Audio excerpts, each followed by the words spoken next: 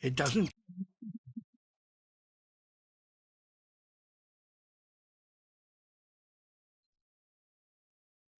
This black-headed heron has foul intentions.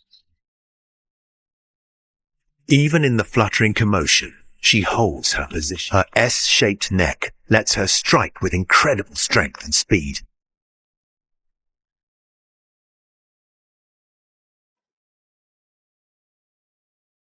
She douses her prey in the water and crushes it with her powerful beak, before swallowing it whole.